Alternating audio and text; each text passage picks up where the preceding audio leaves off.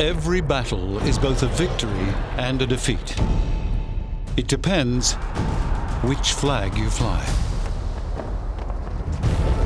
In every theatre of the Second World War, battles won and lost determined possession of territory, of resources, and of the strength to go on fighting.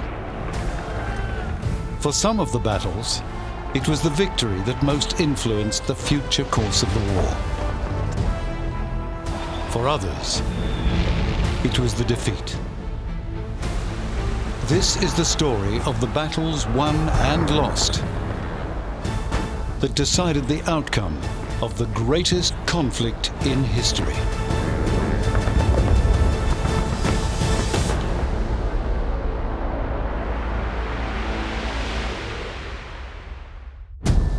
The Second World War was conflict on an unprecedented scale.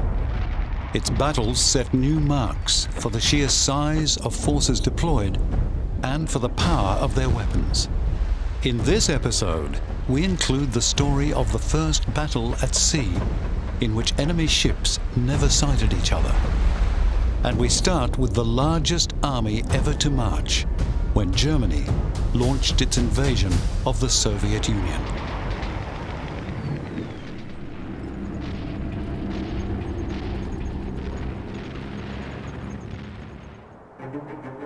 It is one of the questions that puzzles people about the Second World War. Why did Hitler attack the Soviet Union? But the answer is fairly obvious. Because he thought he could win. This was not just some war for him, this was the war for him. He said that the enslavement of Slavic population, this Lebensraum im Osten, living space in the East, is crucial for the German nation because we do not have any resources. He is aware that he is in a long war with the Western Allies. There's no real view to how that can be concluded. And then at the same time, if you're Hitler, you're looking at your great ideological enemy in the East, Bolshevism. So he thinks if I bring this forward and if I can destroy them in a short, sharp operation, I eliminate my last ideological rival in Europe, and I am able to access all of the raw materials I need to go on fighting this conceived of global war. As Hitler said, this is a colossus on clay feet. We will just have to kick in the door and the whole building falls down. Well, that never happened. The German assault on Russia, by every measure, was an astonishing success, until it stalled. From June 1941 until it was gripped by the Russian winter, the German offensive, Operation Barbarossa, was a long and victorious forward surge. And it was mighty. This is the largest invasion in history, and it is the single most important war Germany has in the Second World War. From the 22nd of June 1941, there is never less than 75% of the German army employed anywhere but fighting in the East. The invasion consisted of 3 million men, 600,000 vehicles, and about the same number of horses. It seems extraordinary that such an offensive could come as a surprise, but it did. Not to many people, but to the one who mattered. Joseph Stalin refused to believe that Germany would default on the non-aggression pact until the artillery opened fire. He believes also that before there's any kind of invasion of the Soviet Union, it will be first preempted by some kind of offer from Hitler. And since no offer has ever been made, he believes he's still got time. This is a fool's errand, and he is going to receive something like 90 warnings of this impending invasion, and he will dismiss all of them. The front, more than 2,000 kilometers of moving military, would extend to over 3,000 as the attack progressed. 151 German divisions moved. 40 divisions from Axis partners including Finland, Romania, Italy, Hungary, Slovakia, and even a Spanish volunteer division completed the order of battle. The storm broke. Drang nach Osten, the thrust to the east, on June 22, 1941. These are some of the 180 million people against whom Hitler had just turned his war machine. And they fully understood what that meant. The same as for Britain and her other allies: blood, toil, tears and sweat. Soviet army groups were known as fronts. 7 fronts faced west. 3 German army groups carried the main weight of the assault. Group North, von Lieb, Group Center, von Bock, and Group South, von Rundstedt. Soviet command and control was in disarray. Bridges were left intact. In 24 hours, spearhead armor units had pushed the front line 80 kilometers into Soviet territory. The German plan was not particularly original or unpredictable. Group North thrust for Leningrad. Group Center, with half the German armor, drove on Minsk, aiming for Moscow, and Group South pushed through the fertile Ukraine, which was the living space, the Lebensraum, that Hitler had promised the German people. The basic Barbarossa plan is predicated on border battles. They have set up the German army into what is essentially 2 armies. We have on the one hand panzer groups, mobile, highly maneuverable, very aggressive, given the lion's share of the logistic and Luftwaffe support, and then we have the rest of the German army. The objectives of the panzer groups are to break through the Soviet front, to enact large-scale encirclements, and then crush those Soviet armies defending the border. This is the Western military districts with some 2.7 million men. And the idea is, if we destroy that number of men and all the associated equipment with it, we must be able then to just advance into the rest of the country. Guderian's 2nd Panzer Army led the charge out of Army Group Center in front of the Bryansk front, Marshal Yeremenko. The force split. Units swung north to meet 3rd Panzer Army units, General Hoth booking south. The maneuver encircled Soviet troops and formed the Bialystok and Minsk pockets, trapping the 3rd and 10th Armies, which surrendered on June 30th. This was blitzkrieg at its best. The world gave Russia another 6 weeks. 290,000 prisoners, 2,500 tanks, and 1,500 guns fell into German hands. 3rd and 2nd Panzer Army units pressed on in a parallel advance that encircled an even larger force, creating the Smolensk pocket, which held out until August 9th, 310,000 prisoners. 1st Panzer Army and the 11th Army, both from Army Group South, had meanwhile surged together, crossing the river Bug and creating the Uman pocket, which fell on August 8th, 100,000 prisoners. Противотанковые гранаты, связки гранат и бросали под гусеницы танков. Но это надо было уметь выдержать, когда танк на тебя наваливается в таких невероятно тяжелых условиях против танков Гудериана. А когда танки Гудериана наступали, за ними шла мотопехота. The advance was remorseless.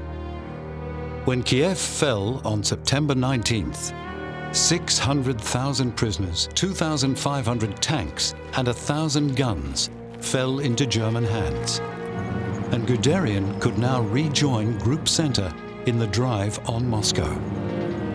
By the beginning of December, these victorious battles had seen almost 2 million Soviet soldiers taken into captivity, their armor and their air fleet destroyed. Part of the secret to German success in 1941 is not their superior operational capabilities, it's the fact that the Soviets are themselves making catastrophic mistakes. So for example, we have these 2 battles at the beginning. We have the Battle of Minsk, and we have the Battle of Smolensk, and these are crushing defeats for the Soviets. But they are costly to the Germans. They are costly to the Germans in the single most important area. Germany and her allies had lost, dead, wounded or missing, almost 400,000 men. and 40% of her armour. That means the one thing that the German army has to end the war in the east, the panzer groups, are suffering so many losses as to preclude the possibility of enacting the single thing they must do. They can win battles, they can seize ground, they can capture prisoners of war, but they can't break Soviet resistance. The determination of the Russian soldier to defend his homeland never faltered. The immense resources of the great land empire meant that, despite huge losses, the number of Red Army divisions increased, and a new general took over command of the front. His name was Georgy Zhukov. The result? The Germans conquered land and lost the campaign. For the Russian tactics kept the main bulk of their armies intact and made a long war inevitable instead of that quick decision the Germans sought. Barbarossa was planned to be a quick war, but the truth is that the Germans could never reach what they had in mind, so that meant that they're trapped in the east.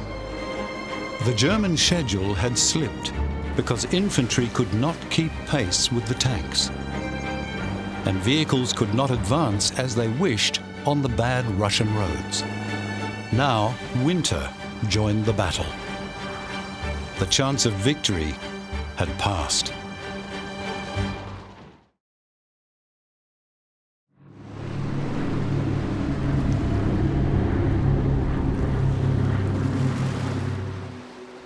Every battle is both a victory and a defeat. In a way, the Battle of the Coral Sea was different. It was a battle that both sides could argue they had won. The Japanese, by pointing out that the American fleet had been forced to retire. The Americans, by observing that the battle had forced Japan to indefinitely postpone its proposed invasion of New Guinea. It was also a battle that is indelibly written into the history of naval warfare. The first battle between carriers. The aircraft carrier, kingpin of the Pacific Naval War. A war in which aircraft, whether land-based or carrier-borne, have dominated the scene. The Dutch East Indies had surrendered on March 9th, the day after the first Japanese troops had landed on New Guinea. Their intention of reaching the capital, Port Moresby, overland had been frustrated by stubborn Australian resistance. Japanese success in their advance on Port Moresby would have brought the war right up to and almost certainly into Australia. So these boys who have beaten the Japs and driven them right back across the mountains and down to Buna have done very well indeed. Intercepted Japanese cables made it clear that the plan was now to take Moresby from the sea, sailing from Rabaul to approach the target from the south. They had broken the Japanese codes. They knew the Japanese were moving towards Port Moresby. They knew the intention was to capture Port Moresby, and they knew that the Japanese transport ships would be accompanied by carriers. They didn't know how many, they didn't know which carriers, but they rightly assumed that the Japanese wouldn't just send transport ships unescorted. And the Americans moved to counter that by shifting carriers of their own into the area. Admiral Frank J. Fletcher, flying his flag aboard the carrier Yorktown, was ordered by the man with overall command of the Pacific Theatre, Admiral Chester Nimitz, to rendezvous with the carrier Lexington and assume command of both carriers and their task forces. Nimitz had a much smaller fleet than the enemy, and he was determined to use it. Where? The Coral Sea. The rendezvous happened on May 1st, 1942. On May the 4th, the Port Moresby invasion force sailed from Rabaul. The main Japanese strike force, assembled round the carriers Shokaku and Zuikaku, entered the Coral Sea on May 5th, sailing towards the invasion fleet whose escort included the carrier Shoho. Warfare with which no one was familiar, for no one had experienced it, now entered the pages of military history. One of the important things in the pre-war period was the Americans had really throughout the 1930s done a lot of experimentation at sea with their carrier aircraft and their aircraft carriers to really understand the capabilities that they could unleash. And they had developed techniques for long-range surveillance, long-range attack. This was mirrored to a lesser extent by the Japanese as well, so that was an important element. Battle of the Coral Sea is a battle that contains a lot of firsts in terms of it was the first battle where ships hadn't seen each other in the conduct of that battle. Though shipborne radar could register incoming aircraft, it was not effective in scanning distances across the sea. Without such projected vision or any of the other technologies of today to reveal the position and purpose of an opposing fleet, both Japanese and American forces were obliged to rely on reconnaissance aircraft spotting the quarry and reporting its position. It's a vast area. They had very limited reconnaissance ability. It was basically aircraft searching for the enemy. And then when you've worked out where they were, having the available resources to strike at them. This was before the days of GPS, so the aircraft was estimating positions.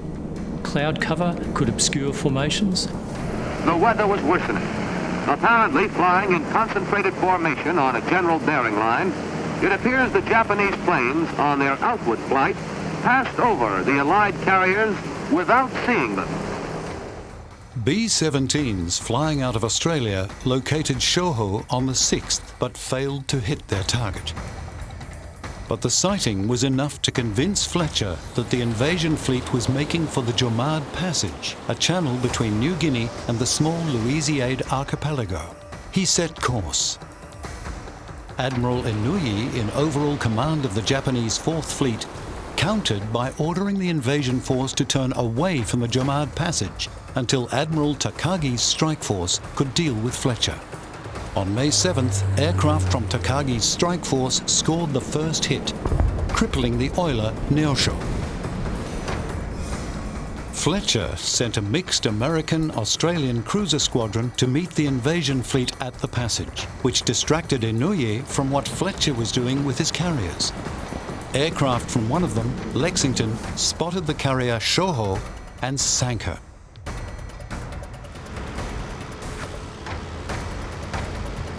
Late in the afternoon, Japanese aircraft launched against the American carriers, but failed to find them.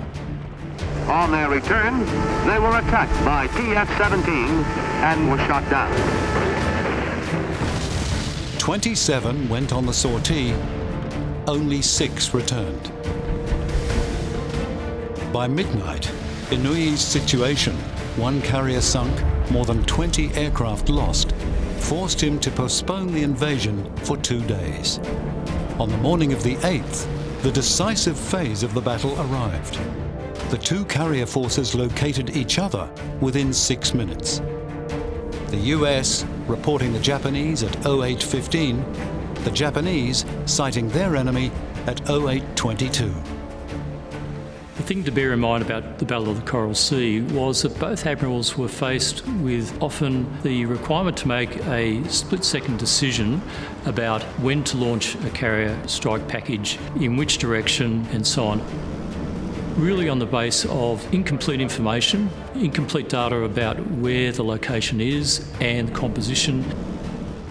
The first American attack was launched just before 11 and succeeded in the first wave in damaging Shokaku, which, unable to launch or recover her planes, was forced to withdraw. The Japanese attack on Lexington and Yorktown went in about 20 minutes after the Americans had first launched. Japanese aircraft located and torpedoed the Lexington, which was forced to withdraw and was later abandoned. Admiral Sherman was reported to be the last man to leave the Lexington before she sank. Our country can well be proud of the performance of the officers and men of the Lexington. This is an air war, and there's nothing that will stop a determined air attack. The traditions of the Lexington will live on. She was a grand ship. Those of our men who failed to return, the world will not forget. At the end of the battle, the Americans had lost the Lexington, had the Yorktown damaged, and so Admiral Fletcher signalled to General MacArthur that he had to withdraw. At the same time, the Japanese, which had lost one small carrier and another damaged, had decided to do exactly the same thing. In many respects, that could be seen as a draw, but it was firmly a victory for the Americans. For the first time, the Japanese juggernaut had been stopped, and that was a huge thing.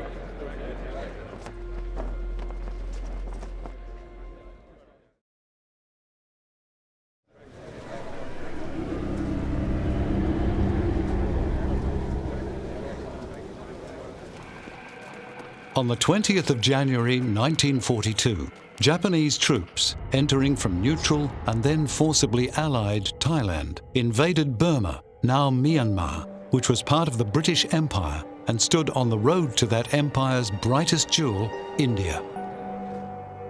By May 20th, British forces had been pushed back across the border into India, and nationalist Chinese troops operating in support of the British had withdrawn across their frontier. The British retreat was agonising. It was carried out over hundreds of miles of largely difficult terrain, in often terrible weather, on roads clogged with hordes of refugees, and most of the equipment had to be left behind. So at the end of 1942, which is the eve of the Arakan campaign, the Japanese are occupying most of Burma. The Japanese would continue to occupy Burma until August 1945. And this first offensive, the Arakan offensive, would not turn the tide. This was a battle that the Japanese won. War report from Burma, where after a fresh Japanese attack, our troops have been grimly holding on to their new positions on the Arakan front. War on the Arakan front is on a comparatively small scale at present, and it may not assume bigger proportions till after the monsoon. But it's of very great importance just the same. The 14th Indian Division, the longest-serving unit of any in the British Army in the entire war, would advance into the Arakan, now Rakhine State, across the border with India. This was principally diversionary. The main attack would be an amphibious assault on Aikab. But no sooner had they started to prepare for the plan, they had to abandon it. There were not enough landing craft. While the British developed a new strategy, the Japanese abandoned theirs. They had been instructed by Tokyo to prepare a three-pronged advance into India, but consideration of the terrain and their resources caused them to reject the order. By November, General Irwin, commanding the British forces, had a new plan. He had built up a supply depot at Cox's Bazar, from which the Indian 14th was to advance down the thinly defended Mayu Peninsula. What he wanted to do was carry out a limited advance of about 150 kilometres down the Mayu Peninsula to the island of Akyab in the coastal province of Arakan, which abutted India, and therefore the lines of communication would be short for the British and long for the Japanese. Akyab was important because there was an airfield there from which British bombers could reach Rangoon, and that figured in British plans for the reconquest of Burma. Rain held up the start of the offensive, and the 14th did not begin its advance until mid-December, 3 months after the first proposed start date. The Japanese fell back to a defensive position, the Maungdaw-Butidong line. It fell after only a day, and the Indian Division advanced in 2 columns. One brigade following the east bank of the Mayu River. This brigade was checked at Ratedong, and across the mouth of the Mayu, assaults on Dunbaik were similarly repulsed. Here, the attackers encountered a well-prepared defence, with bunkers that withstood mortar and artillery fire. The British called up tanks to deal with the bunkers, but the Japanese knew that their 55th Division was en route to reinforce and relieve them. Attacks, supported by the newly arrived tanks, went in at the start of February, but these failed in the face of stubborn defence that held on until the new troops entered the battle.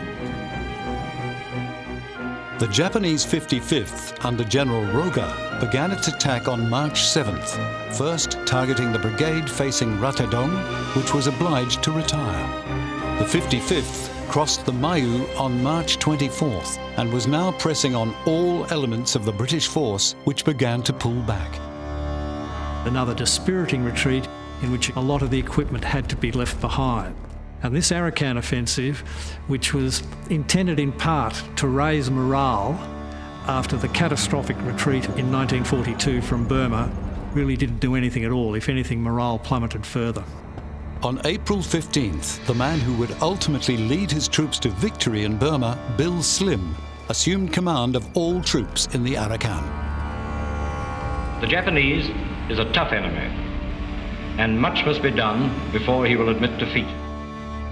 By mid-May, the Maungdaw-Butidong line was back in Japanese hands, and shortly afterwards the British were virtually back at their start points.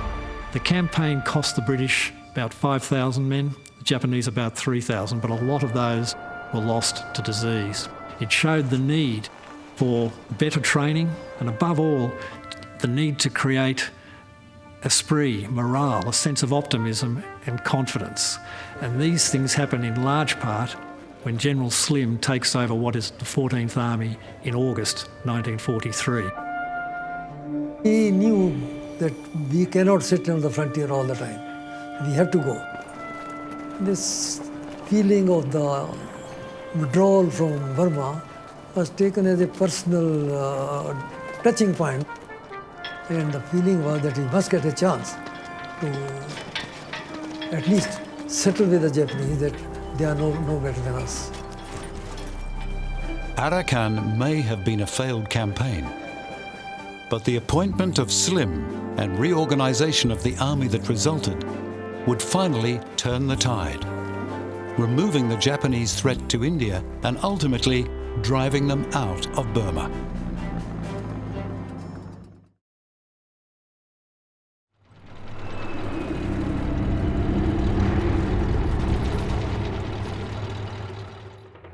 With huge forces involved on the Eastern Front after Barbarossa, it is easy to class the fighting in North Africa as a sideshow. It was not. Control of the North African littoral meant control of the Mediterranean, and ultimately the Suez Canal, the Persian Gulf, and oil. At the beginning of 1942, in order to secure this important asset, Erwin Rommel was on the move.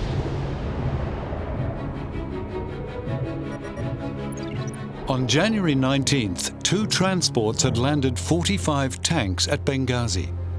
This gave him almost 230 tanks. He was facing 150 British, but, as usual, British armour was widely dispersed. The 4th Indian was holding Benghazi, which Rommel had evacuated as soon as the freighter had unloaded, and the British 7th Armoured was refitting in Tobruk. Rommel was falling back on his supply lines, so as he withdrew, his ability to supply himself got better, that his forces were reinforced, and so once he felt himself there, then able to recommence the offensive, the British were not in a particularly strong position. They now were at the far end of their own supply line, their forces were strung out. The overall position for the British forces in North Africa was quite weak. The war in the desert has been a heartbreaking business for commander and troops. The end of the story remains yet to be told. On January 21st, Rommel attacked. He had 3 Afrika Corps and 7 Italian divisions.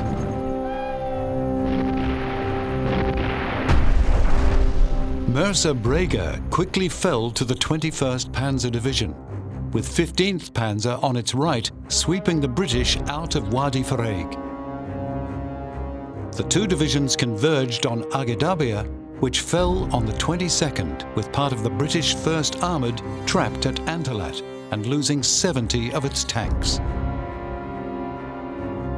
By the 25th, the offensive had taken Missus and 1st Armoured had lost more tanks. Rommel now turned towards Benghazi. On the 27th of January, Rommel ordered part of his force to hook towards Mekelle. British forces countered by moving forces to support Mekelle. But Rommel's action had been a feint, which the British had swallowed, exposing Benghazi. At the time, Rommel served in some ways as an excuse for the British forces. Why are we getting defeated? It's because we're fighting a Superman, not because our tactics are poor, our equipment's poor, our leadership hasn't quite got its act together. Benghazi fell on the 29th, the Indian Fourth doing well to extricate itself from the trap and take part in the withdrawal to the Ghazala line that those involved dubbed the Ghazala Gallop. It is every man for himself. There was nobody to give you orders. You had to think for yourself. Nobody was there to take control. We were in absolute disarray. The 8th Army developed a strong defensive position at the Ghazala line where Rommel, almost out of fuel and now facing the British in numbers, called a halt. Ghazala, we dug in. Not going a step back, we stand here and fight. Polish, New Zealanders, Australians, South Africans, Indians, Free French. That was our line at Ghazala. Rommel's dash, his tactics, his self-belief had produced a smashing victory.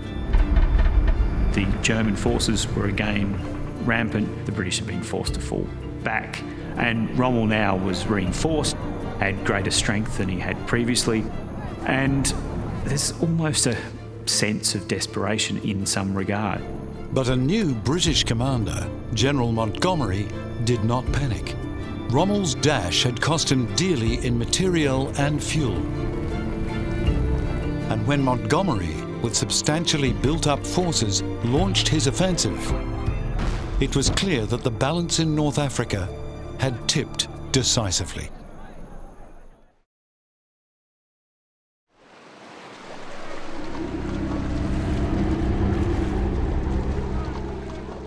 Montgomery launched his offensive in North Africa in October, and the first American troops landed there in November.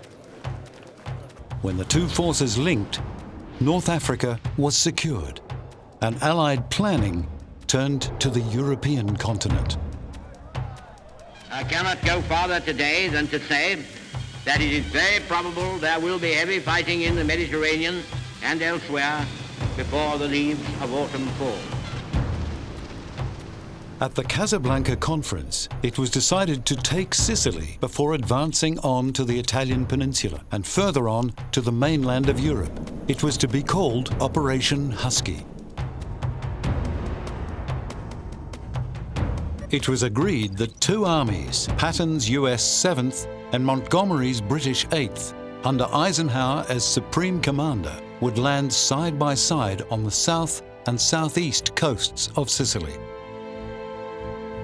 The island was defended by the Italian 6th Army under General Guzzoni. The 6th included two crack German divisions, a garrison of 230,000 men to be opposed by 115,000 British and Empire and 66,000 American troops.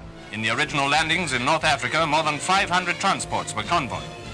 For the invasion of Sicily, the number is unknown, but the landing craft were on time to the minute. On the 10th of July, troops began to land. British forces along the southeastern corner of the island, and west of them, on the southern coast, the Americans. The landings were preceded by an airborne force, but that went poorly, with parachute troops scattered and unable to consolidate positions.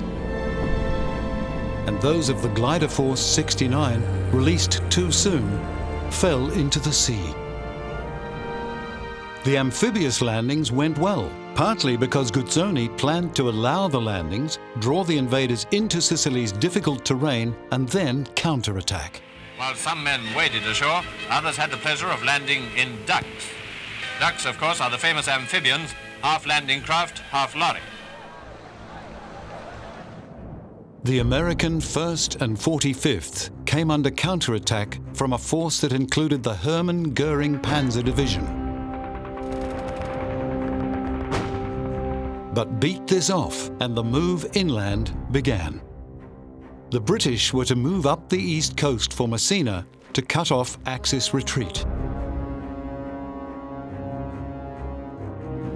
Patton would move west and north, protecting Montgomery's flank. But the advance through the island turned into an undeclared race between the two forces to be first to reach Messina. By the 23rd, Patton had reached Marsala on the western point of the island and was driving for the capital, Palermo, which fell the same day. Town after town had quickly fallen not only to the 8th, but to the Canadians and the Americans on the left flank as well. The overrunning of Sicily was rapidly becoming an accomplished fact. 2 days after the fall of Palermo, the fascist Grand Council in Rome arrested Il Duce Benito Mussolini, who had been leading Italy since 1922. German paratroops rescued him from captivity in Italy, and a German plane flew him to Hitler's headquarters. The main weight of Axis resistance was now being felt in the east as the defenders became compressed, falling back on Messina and escaping to the mainland. On August 3rd, Italian formations began their evacuation. The German divisions being deployed as the rear guard in front of Messina.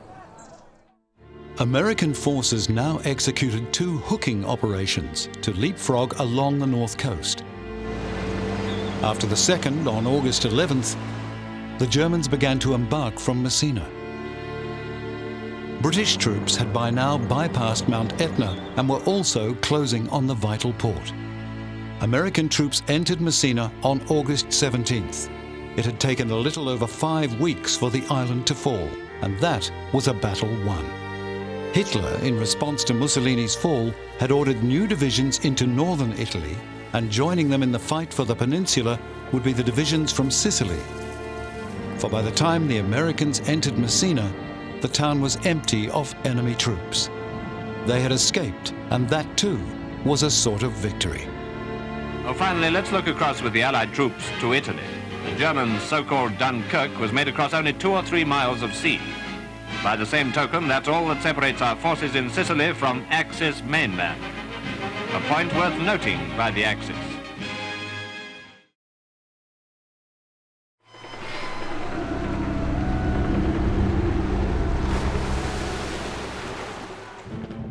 There have been countless battles, but those in the category of truly decisive are relatively few.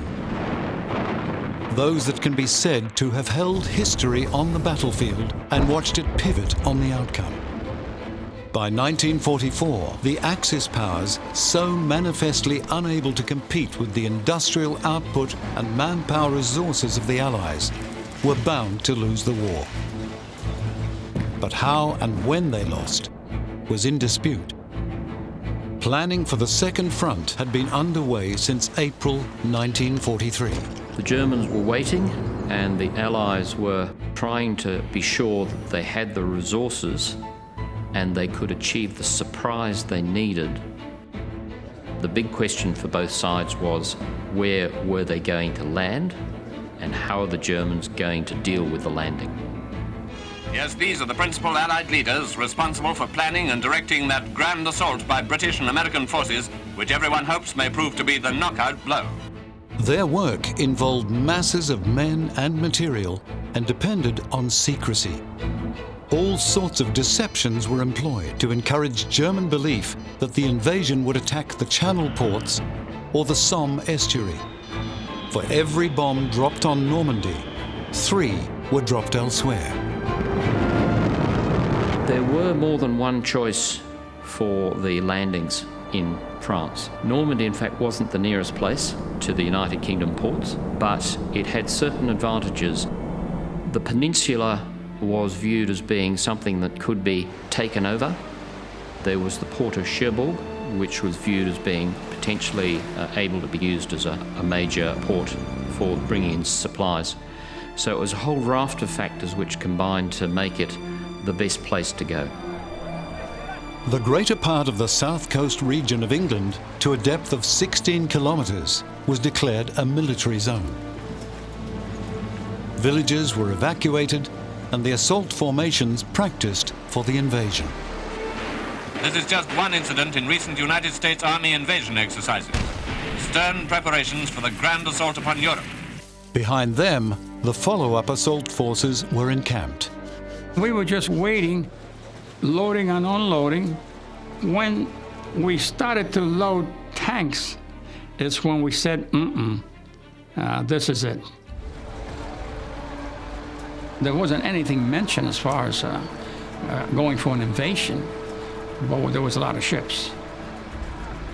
I was amazed at the efficiency of it all.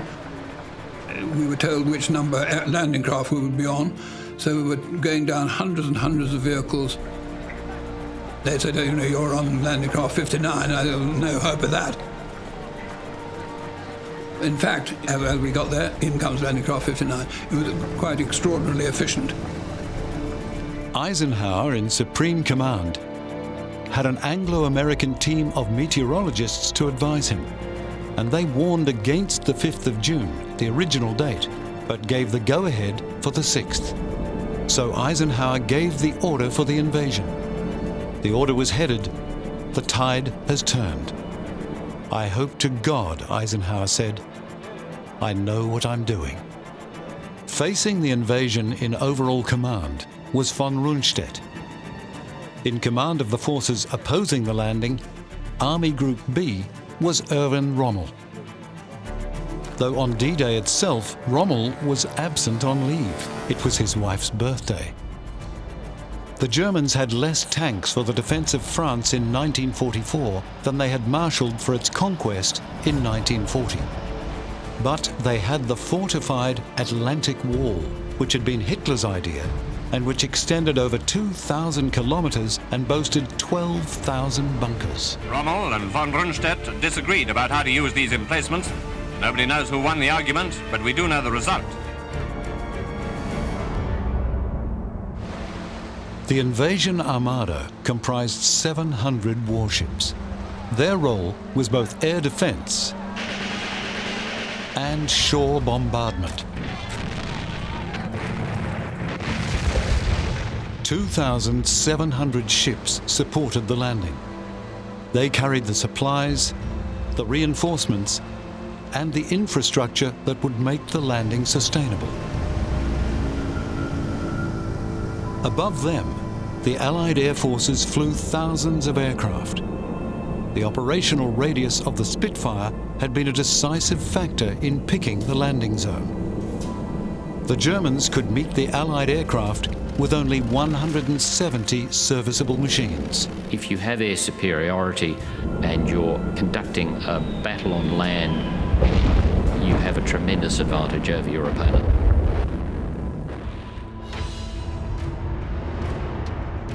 21st Army Group, General Montgomery, sailed from ports along the British coast, assembling an immense armada from departure points scattered from Cardiff in the west to Felixstowe in the east.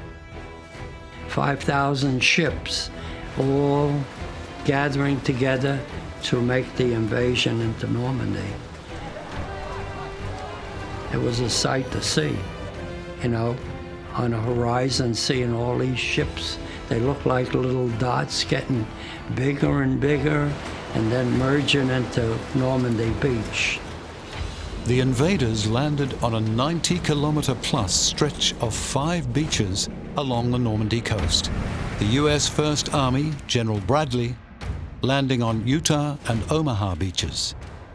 The British Second Army, General Dempsey, landing on Gold, Juno, and Sword. The U.S. 82nd and 101st Airborne landed behind Utah, the British 6th Airborne behind Sword, to guard the exposed eastern flank of the British. It was calculated that of the airborne troops dropped on the night of June 6th, up to 75% landing at the wrong locations took no part in the early fighting. The lesson was driven home, but more navigation aids were badly needed. That gliders must be landed at slow speeds, that some type of air brake was necessary to decrease the rate of descent of gliders going into small fields. The Germans, in anticipation of an airborne landing, had flooded fields into which the paratroopers splashed. Rommel had 34 divisions opposing the landing, but many were facing the wrong way. Most were under strength, and some were feeble units comprising exclusively men with stomach complaints. From dawn, 5 Allied divisions came ashore. The first, the US 4th Infantry Division, landed 1,800 meters from its target due to a strong current, but fortuitously, that swept it to a weakly defended position. The 4th landed 23,000 men on D-Day and took only 197 casualties. It was a different story on Omaha. And we couldn't hit Omaha Beach in its entirety. So we had to lower the ramp as much as we can, and everybody had to go into the water. A lot of the people with gear went down, and some of them perished. Omaha Beach was dominated by cliffs, from which for much of the day the US 1st and 29th Divisions were pinned by intense fire. The swimming tanks had been launched prematurely, and many foundered and were swamped, leaving the infantry without cover. By day's end, 55,000 had been landed, but at a cost of more than 4,600 casualties. The third beach, left to right, was Gold, where the British 50th Division landed, supported by the 8th Armoured Brigade. 3rd Canadian Division landed on Juno, where it met particular difficulty with underwater obstacles and rough water. By nightfall, it had made contact with the British 50th on its right. The final beach was Sword, where the British 3rd Division landed successfully. The perhaps inevitable general confusion, the mass of men and machines, and the contrasting levels of success created an opportunity for the defenders, initially wrong-footed and slow to respond, to redeploy.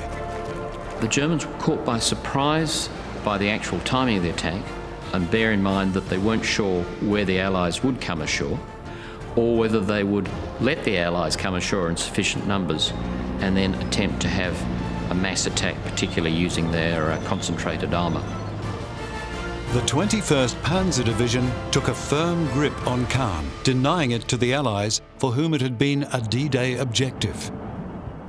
As June 6th wore on, units began to extend the perimeter away from the beaches, short, and in some places well short, of the proposed target line, but beginning to move into the villages on or behind the coast. The advance continues. It means hard fighting, as the Germans are desperately trying to delay the advance while they bring up adequate reinforcements. Every day brings news of fresh Nazi troop concentrations, but every day our strength is being built up too. This is only a beginning. It was late afternoon before Hitler gave permission for the deployment of 2 Panzer divisions that had been held in reserve. At the end of June the 6th, he was still not fully convinced that the Normandy landing was the real invasion rather than a feint.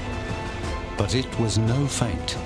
Within 24 hours, it was clear that they had got ashore, got far enough inland, and consolidated sufficiently that they had a basis to keep going. The battle was not yet won, but it was beyond doubt a battle that could not now be lost. D-Day meant that the Germans' days were absolutely numbered.